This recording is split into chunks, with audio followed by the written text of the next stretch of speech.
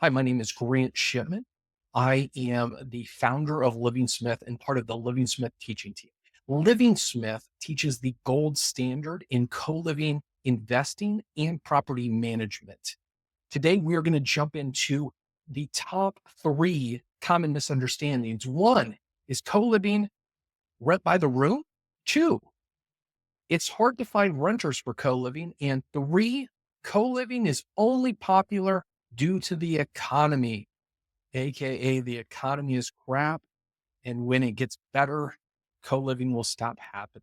Okay, let's go into those one at a time from the top. First misunderstanding, co-living is rent by the room. Let me clear this up for you so you can be equipped once and for all to know the difference. Because when we equivocate two terms that represent two different concepts and we think they represent the same concept, we can get in all kinds of problems, right? There's a big difference between white pill that's arsenic and white pill that's Tylenol. Yeah, let's crush it. So the first one is that co-living is putting a lease on each room. So in that sense, in a really broad sense, you could say it's rent by the room, but let's get into why that's not actually the case. So rent by the room is fully understood as transitional housing. What is transitional housing? Well, transitional housing is for, say, student housing. People are going to be there 1 year to 4 years, maybe longer if you're odd, right? Senior housing, right? That's not for the mainstream. It's for a certain group of people. They're only going to be there so long. Sober living is very common. Transitional housing, halfway housing, or this is for people who have been in a correctional facility or jail or something like that. There's also boarding houses or rooming houses, aka housing for the poor. People are there because they can't afford to be elsewhere. So is co-living rent by the room? 100% no. Rent by the room is a transitional housing strategy. It is not for those in the mainstream. Co-living is for the mainstream. It is new. It's powerful. It started up around 2003, where transitional housing has been happening for a long time. Transitional housing is for people who are in transition. Once they transition, hopefully back into mainstream, they will not be in that transitional housing. Transitional housing is often difficult to manage. There's people in transition. So they're in a tough part of life oftentimes. So it is extra tough to manage these kind of rental properties where co-living is for the mainstream. It is long term. It is a lease on each room in a normal house in a normal neighborhood. And these renters are part of mainstream. They're college professors, civil engineers, HVAC technicians, waitresses, retired people, people who are divorced, people who never got married. They're putting off marriage. It's all kinds of people for mainstream people, right? And these people are going to stay there for average 2 years plus or more, just like any long-term mainstream rental. Number two, misunderstanding. It's hard to find renters for co-living.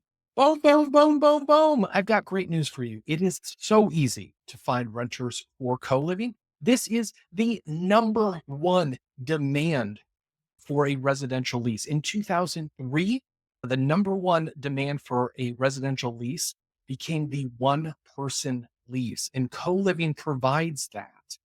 So it is easy to find renters for co-living. If you think it's difficult, I've got great news for you. It is easy. How do we fill our properties? We have 97% lifetime occupancy, over a 2 year average tenancy, and we have a wait list. Why is that? Well, because the demand is huge. And how do we accomplish this?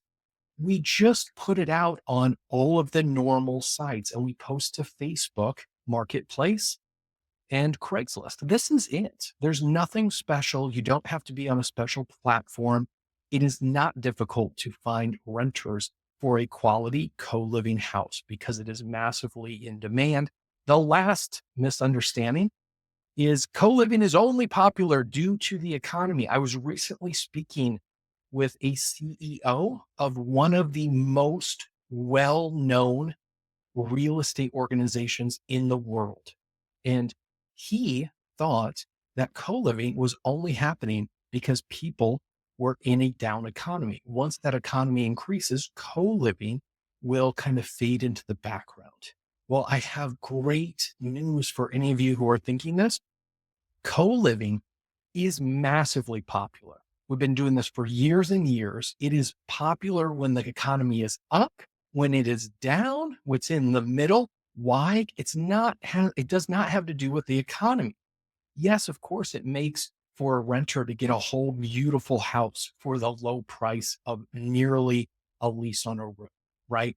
But the reason why co-living is popular is because there's been a change in society. There's been a shift in society of how people want to live. Most people would want to live with others if the pros outweigh the cons. They don't want to sign a lease, right, with strangers. But a lot of people don't have family nearby or others to live with. So they would love to live with quality people like themselves when they can sign a lease that just their name is on, and they can have community on their own terms and kind of a non-traditional household, right?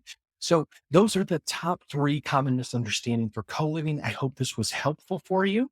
Keep in mind that co-living is the fastest, safest, surest way to financial freedom.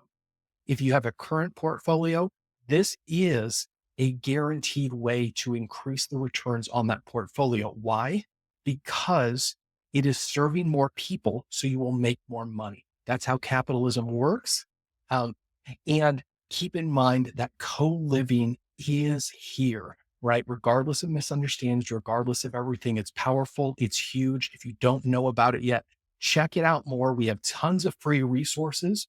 This podcast is a value add only podcast. You're not going to hear me making jokes, having popular people on here, having discussions that stay fairly superficial. This podcast is value add. Myself and others on the teaching team will be covering vital topics in co-living. Go to livingsmithpro.com and you can find free training from us. You can find paid training from us. You can download a free co-living calculator, right? To find out how you can get a co-living house that should cash flow you $2,000 to $3,000. That's after you have paid your mortgage. So keep all of this in mind. Go live your co-living daydreams.